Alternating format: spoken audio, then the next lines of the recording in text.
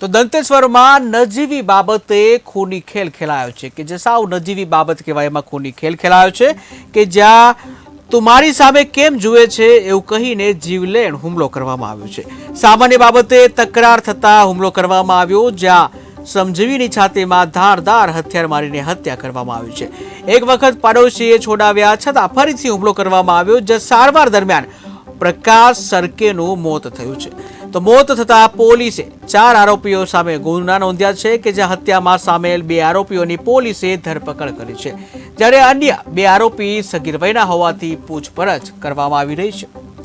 તો દંતેશ્વરની ઘટના, જ્યાં દંતેશ્વરમાં નજીવી બાબતે ખૂની ખેલ ખેલાયો હતો, જ્યાં તું મારી સામે કેમ જુએ છે એવું કહીને નજીવી બાબતે જીવલેણ હુમલો કરવામાં આવ્યો। ગઈકાલે 10:15 વાગે 10 તારીખ ગઈકાલે 10 તારીખે 10:15 વાગે આપણને એક એસએસસી હોસ્પિટલમાંથી વર્દી મળી, દવાખાના વર્દી, અને જે આધારે તપાસ કરી તો એમાં દર્દી છે પ્રકાશભાઈ નારાયણભાઈ સિરકે। પ્રકાશભાઈ નારાયણભાઈ સિરકે 45 વર્ષની ઉંમર છે અને એનું એડ્રેસ છે વિજયવાડી દશામાતા મંદિરની પાસે દંતેશ્વર। એને અજાણ્યા ઈસમોએ ડાબી બાજુ બગલના ભાગે ધારદાર સળિયા વડે ઈજાઓ પહોંચાડી છે અને દર્દી બેભાન હાલતમાં છે। આ પ્રકારની આપણને દવાખાના વર્દી મળી। આપણી પોલીસ ત્યાં પહોંચી ત્યારે ડૉક્ટરે ત્યાં આજે સદર દર્દી છે એને મરણ જાહેર કરેલા।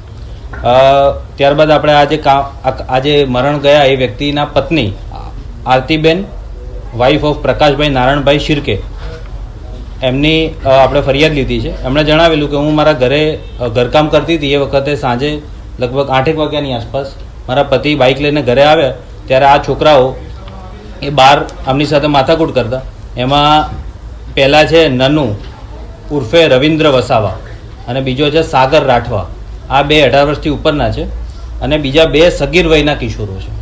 આ લોકો એમના પતિ સાથે બોલાચાલી માથાકૂટ કરતા હતા। એમાં નનુ રવિન્દ્ર વસાવા છે એણે પહેલાં 2 લાફા મારી દીધા અમરણ જનારને, અને ત્યારબાદ એણે એક ધારદાર સળિયા જેવા હથિયારથી એના ડાબી બાજુ બગલના ભાગે 2 ઘા મારેલા છે, અને ત્યારબાદ એમણે એમ્બ્યુલન્સ 108ને ફોન કરીને બોલાવી એસએસસી હોસ્પિટલ ગયા અને ત્યાં એ મરણ ગયેલ છે।